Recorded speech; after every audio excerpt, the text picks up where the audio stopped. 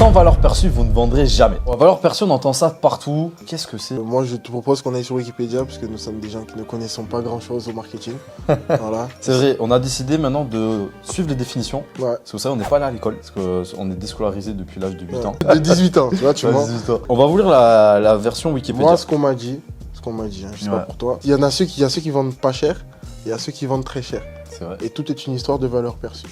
Moi, c'est ce que j'ai entendu dire dans un cours de marketing. Donc la valeur perçue correspond à la valeur d'un bien ou d'un service dans l'esprit du consommateur en considération de ses caractéristiques et des bénéfices qu'il souhaite en retirer. C'est long. Ah, franchement, voilà, vulgairement, ça veut dire quoi? On a l'image qu'on renvoie dans l'esprit de notre client.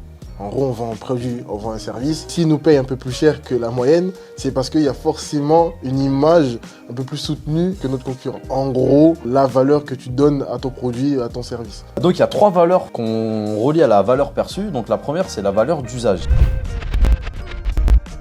Ouais. Bah, la valeur d'usage, c'est un truc très simple. Par exemple, il y a un éventail là. Un éventail, ça sert à faire du vent.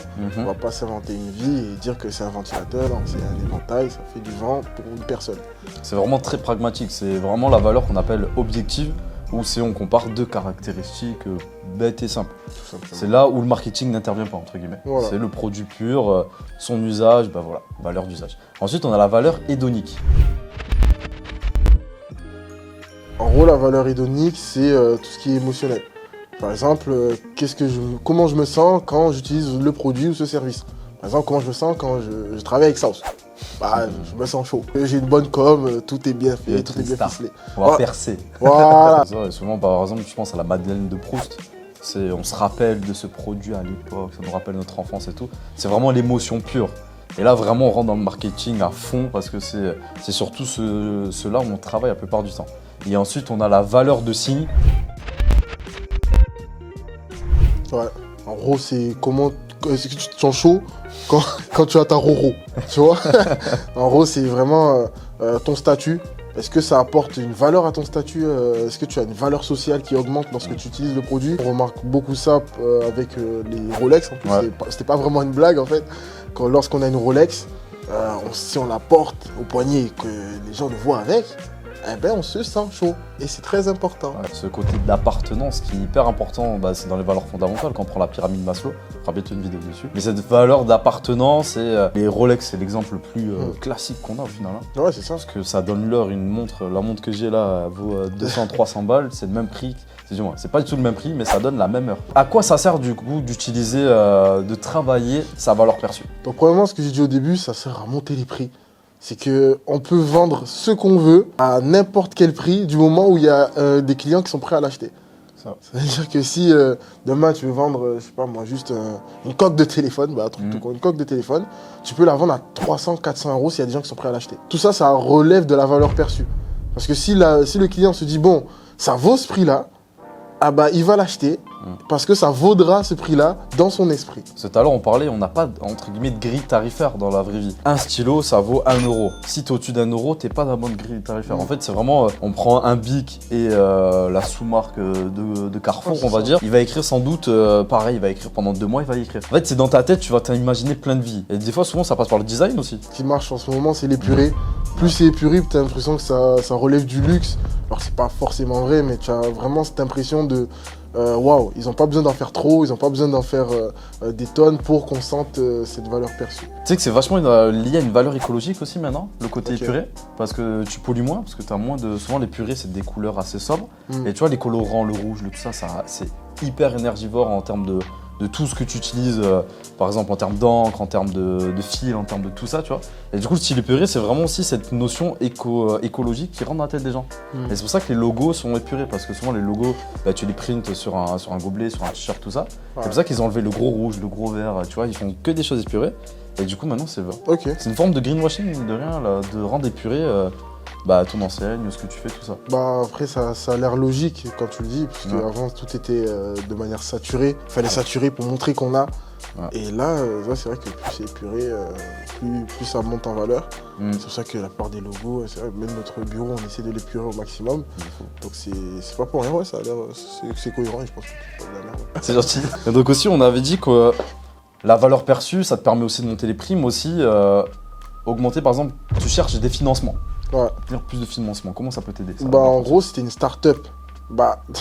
On peut dire, moi je pense qu'une start-up ne jure que sa valeur perçue. Donc c'est deux personnes qui vont pitcher un projet et dire que c'est un truc de fou. Donc c'est tout ce que ça vaut un pitch. Hein. C'est je vais te vendre mon projet parce que ça va révolutionner un marché ou ça va révolutionner un contexte, ça va révolutionner l'histoire. Mais en gros, c'est je vais te parler de ce que je vais faire et tu vas voir que ce sera un truc de fou.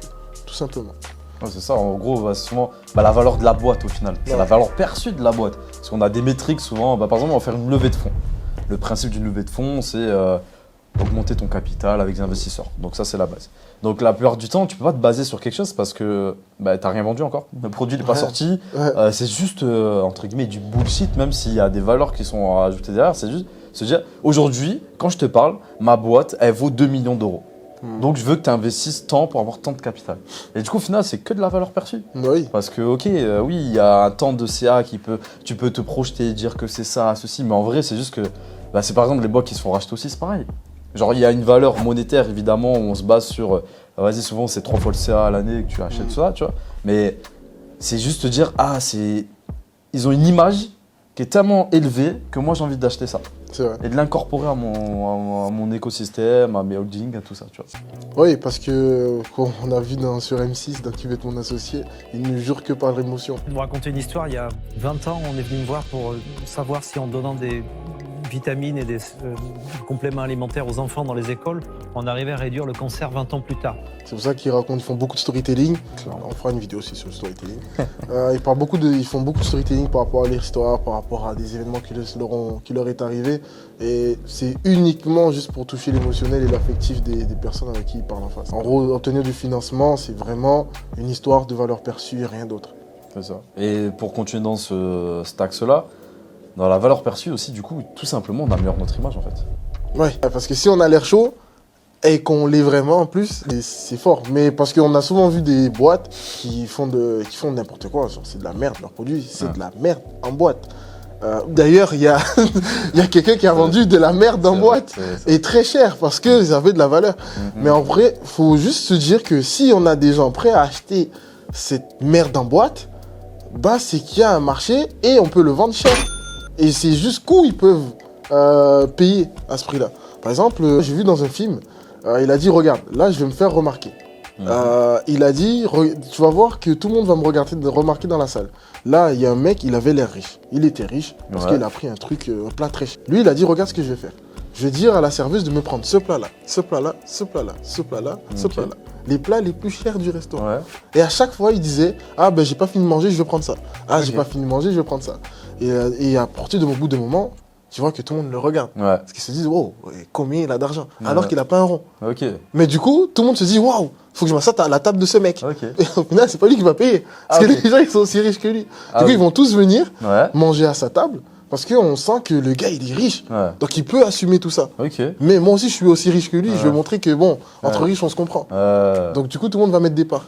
Okay, c'est un peu, il essayait un peu d'imager comment ça marche dans les entreprises quand on divise les parts. Ouais. Il disait qu'en fait, tu fais croire, tu as juste à faire croire que toi, tu t'assois aussi à leur table, que tu te fais remarquer pour pouvoir obtenir des financements de ces mecs-là. Je vois. Ils se disent, je m'assois à cette table. Et c'est un peu ce qu'ils faisaient. Non, ça n'a rien à voir, mais j'allais dire Bernard Madoff, mais ça n'a rien à voir. Ouais, c'est pas loin non plus. Voilà, c'est ça. Je vais appuyer ton propos. Ce matin, c'est fou, j'apprends plein de choses. En fait, en me levant, je suis resté 1 heure sur TikTok. Ça faisait très longtemps que je n'étais pas arrivé. Tu apprends sur TikTok pour notre public. En gros, en fait, je sais pas, c'est un reportage, tu connais ces reportages sur le critique moi, mais tu sais, c'est un peu le côté France Télévisions, tu sais, un peu les gauchos, tu sais, qui veulent battre les riches, un peu, tu sais, à la Élysée Lucet, tout ça. Et en gros, ils vont à Louis Vuitton. Tu sais, il y a la queue devant Louis Vuitton sur les Champs-Élysées, là. Et il y a une personne qui passe devant tout le monde. Parce que quand elle rentre, genre, elle est stylée, tu vois. Genre, c'est une dame, que des marques de luxe et tout. Et ils se sont dit, pourquoi nous on peut pas y aller? Et ils avaient une dégaine, 2 sacs à dos, tu sais, une chemise à carreaux, tu sais, vraiment une dégaine dégueulasse. Et ils ont dit, nous on va faire pareil. Et du coup, ils ont marché, et boum, le vigile a dit non, par contre, vous faites la queue, tu vois. Que personne ne la connaissait, celle qui est rentrée. C'est juste parce qu'elle dégageait un truc. Et du coup, ils ont, un peu comme les physios, tu vois, en boîte de nuit, c'est ouais, vas-y, toi, tu peux rentrer, tu vois. Ouais. Et du coup, au final, c'est de la valeur perçue. C'est vrai. Et ça, c'est incroyable. Parce qu'en fait, c'est de partout. on en parle en business, en marketing, mais en fait, c'est tout. Bah, Il faut t'augmenter ça tout le temps. Tu te souviens des pranks où il y a un mec qui faisait comme s'il allait pécho une meuf. Ouais, Il disait à la fille, oui, je te trouve jolie, nanana, ouais, en caméra cachée. ok. Et après, la meuf, elle disait souvent non, tu es un clochard, ça sert à rien. Et après, il y a 4, 5, 6 personnes qui disaient, oh wow, Matthew, can I take a picture with you? Et après, la fille faisait, wow, donc tu es quelqu'un de connu. Ah ouais. Ou sinon, c'était avec une grosse voiture de luxe qui faisait ça. Bon, mais finalement, on va boire un café. Ah, c'était hyper drôle. Hein. Ouais. Et on peut voir que bah, c'est juste de la valeur perçue. Le gars, il n'a pas changé, il n'est pas devenu plus charismatique ou plus beau. Juste, il y a ça en plus. Donc en vrai, on retrouve ça de partout. De fou, de fou. Et du coup aussi, on avait noté, c'est avoir plus de facilité à se plugger avec les gens. Ouais, c'est beaucoup plus facile de se plug avec les gens parce que quand on fait du business, c'est très froid. Même si on est amis, à la fin, il faut qu'on fasse de l'argent tous les deux. Et si toi, tu me donnes pas l'impression que je vais réussir avec toi, donc c'est-à-dire que ta valeur n'est pas... Genre, je sens que bon, c'est un peu tangent, je vais pas vouloir me plug avec toi. Alors que si je sens que bon, le gars, il a de l'assurance, il a déjà fait des trucs. Il a peut-être raté, hein, mais c'est pas grave. Je sens que il a du potentiel dans ce qu'il fait. Bah là, je vais plus facilement l'écouter et être à même à travailler avec lui, tout simplement. Clairement, c'est vraiment, t'augmentes ton image. On est toujours autour d'améliorer son image. Hein. Mais c'est que du coup, c'est un peu comme le mec stylé en cours. C'est quand tu étais à l'école, les mecs stylés du campus, bah, tout le monde a envie d'être avec lui. C'est ça. Parce que ça augmente toi aussi. Du coup, on repart à la valeur de signe. Ça augmente ton appartenance sociale aussi, dire que tu traînes avec lui, tu vois. Vraiment, on voit que ces 3 valeurs, à chaque fois, elles interviennent tout le temps, quoi. Et dans le business, surtout, ta valeur de signe, elle est importante parce que du coup, les médias vont avoir envie de travailler avec toi. Clairement. Parce que les médias, ça fonctionne comment? Ils cherchent continuellement de quoi alimenter leur audience. Et si toi, tu as un sujet qui fait parler, si toi, tu as un sujet qui est clivant, bah, je vais te faire passer et te donner encore plus de visibilité. Et c'est cohérent. On a compris que sans valeur perçue, on ne vend pas. Mais concrètement, si tu as une entreprise de service, comment tu fais pour augmenter réellement ta valeur perçue? Donc déjà, on disait le design, parce que le beau, quoi qu'il se passe, ça donne envie, ça attire. Et si ton logo, ta charte graphique, tes designs, tes merch, tout est beau, même tes employés aussi, Ouais, hein, si tes employés sont plus beaux, bah forcément, ça a augmenté ta valeur perçue. Donc il y a ça dans un premier temps. Ah oui aussi, je parle même pas de réseaux sociaux, parce que si tes réseaux sociaux ils sont très propres, très fluides, même si t'as pas beaucoup d'abonnés ou quoi, hein, si c'est très beau, bah tu feras forcément une meilleure impression auprès de tes clients. Beau ou parce que le beau, tu vois, c'est hyper subjectif. Qu'est-ce que ça veut dire beau en fait? Est-ce que c'est vraiment beau dans le sens où il faut que ça soit hyper élégant ou beau dans je sais pas comment t'expliquer ça, tu vois. Pour moi, c'est un travail de fond. Ok. En gros, il faut déterminer son public cible. Par exemple, si ton public cible, c'est, je sais pas moi, les hippies, il faut que ce soit beau pour la communauté des hippies. Si c'est dans le gaming, il faut que ce soit beau pour les gamers. Donc, on a vu en plus, hein, pour les gamers, faut que, tu vois, c'est plus du mid-journée, du 3D, des After Effects. Donc, c'est ça qui sera beau pour eux. Par contre, tu fais des After Effects pour les hippies, je pense que... Ça passe pas trop. Ça passe pas trop. Donc, c'est vraiment le beau, déterminer quel est le beau pour mon public cible. Et du coup, en fait, respecter les codes, quoi. Exactement. C'est se dire les codes d'une certaine communauté, celle qu'on vise, donc on va augmenter vraiment le mieux qui se fait dans cette communauté. C'est ça. Et ça augmente ta valeur perçue. Tout simplement. Après, on peut toujours casser les codes, mais ça passera dans une autre vidéo sur le clivage. Ouais, ok.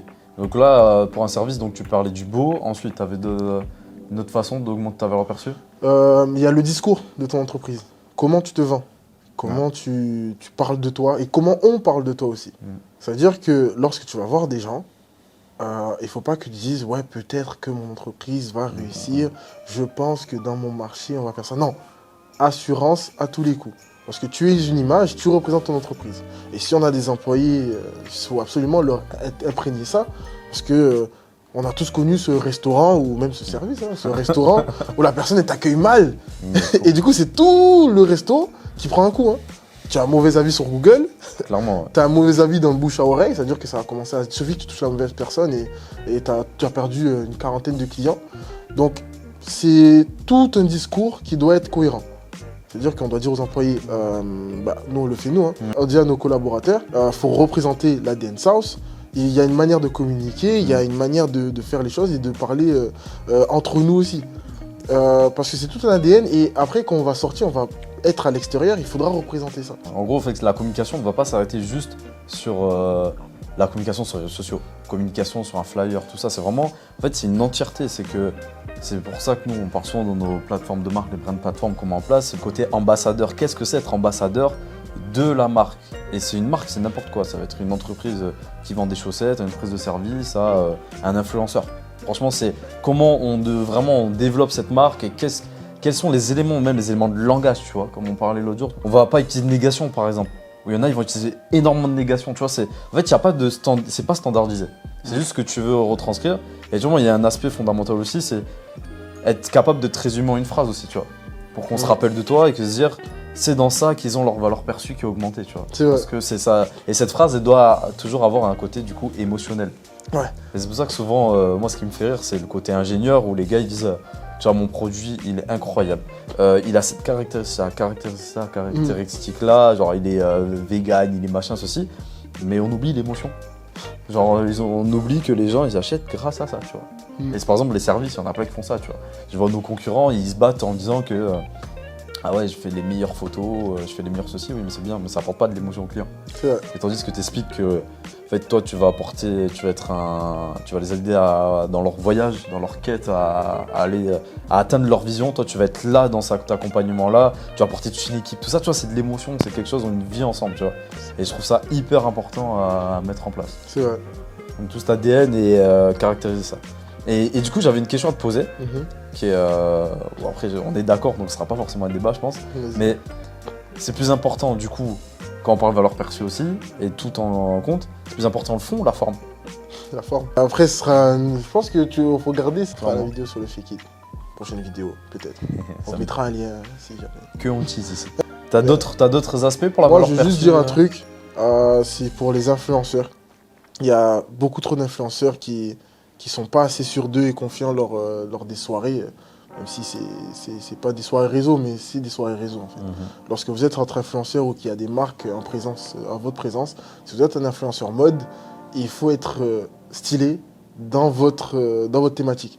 C'est-à-dire que même si on vous demande de venir au je sais pas moi, au Festival de Cannes, il faut que tu viennes avec ton propre style.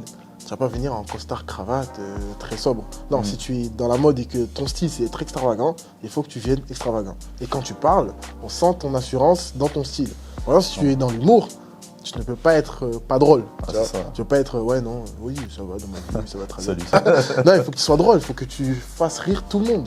C'est ingrat, mais c'est comme ça. On laisse sa vraie personnalité à la maison. Et quand on sort, surtout quand dans un milieu où on va rencontrer du monde, on met ce masque et on redevient ce qu'on est sur les réseaux, tout simplement.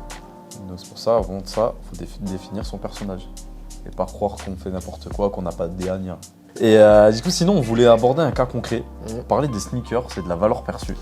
Parce qu'on trouve que c'est le plus marquant ces derniers temps. Le monde de la sneakers. Parce que j'ai un pote qui est dans la sneakers. C'est aussi ton pote. Mais non. Pour moi, c'est l'un des marchés qui est basé le plus sur la valeur perçue. Clairement. Parce que c'est des baskets, quoi. C'est des baskets. Comme on a dit, valeur d'usage. Ça sert à couvrir notre pied pour ne pas marcher sur des cailloux. Et encore, il y a des chaussures où tu sens le caillou quand même. Et pourtant, on arrive à vendre ça des milliers d'euros. Ah oui, clairement. Il y a des chaussures à 10 000 euros, il y a des chaussures à 70 000 euros. Ouais, c'est ça. 70 000, c'est énorme. Incroyable. Pour une basket. Que tu ne mets même pas au final. Du coup, la valeur d'usage, elle n'y est plus. Ouais, parce que tu ne mets pas. Ou quoique, ça se transforme en une autre valeur d'usage. C'est une pièce de collection. C'est ça. On parle uniquement d'hédonique et de valeur de signe au final. Ouais. C'est ça qui est ouf. J'ai la dernière Travis, je suis un sneakers addict, donc je fais partie d'une certaine communauté, donc je marche un peu mieux que vous. Voilà, c'est tout. J'ai un peu plus de... Même pas, il y a des gens, ils n'ont pas de style, mais ils ont une putain de paire de baskets. De fou. Et donc ils sont chauds. Ça montrait, en fait, ce qui est fort avec les sneakers, c'est que déjà avant, en fait, personne captait les sneakers. C'est-à-dire que moi, je me rappelle, quand on avait 10-12 piges, j'étais déjà dans le délire.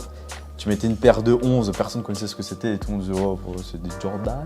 Que maintenant, c'est vraiment, on est capable de reconnaître donc, C'est-à-dire que t'as mis 600 balles dans une paire, t'es chaud, mec. Ouais, pardon. Ou il y en a qui arrivent avec des paires que personne connaît. Et du coup, ouais, lui, c'est un novateur. Lui, tu vois, il est chaud, lui. Lui, il met pas les mêmes paires que tout le monde. Sinon, c'est une fausse. Mais c'est vrai que c'est hyper marquant. On parle en plus des New Balance tout à l'heure. Au début, New Balance, on trouve ça tous. Que maintenant, d'un coup, en fait, c'est exactement la même paire. Allez, c'est un peu amélioré le matériau, ceci, soi-disant, tu vois. Et maintenant, c'est une paire, ouais, c'est stylé d'avoir des New Balance. Et c'est que de la valeur perçue, parce que c'est que de l'émotion. C'est-à-dire que tu as vu ça sur quelqu'un, tu dis waouh, c'est incroyable. Par exemple, les Travis, c'est de l'émotion pure parce que Travis Scott porte ça. Et du coup, tu dis ah ouais, c'est Travis qui a pour ça, tu vois. Ou que. La virgule est là à l'envers. Il est trop. Oh mon dieu! La virgule, gros! Alors, je te jure, c'est même pas si beau que ça. Genre, moi, j'aime bien perso. Pour vous raconter une histoire, il y a 20 ans, on est venu me voir pour savoir si en donnant des vitamines et des compléments alimentaires aux enfants dans les écoles, on arrivait à réduire le cancer 20 ans plus tard. Tu vois, mais c'est parce que c'est.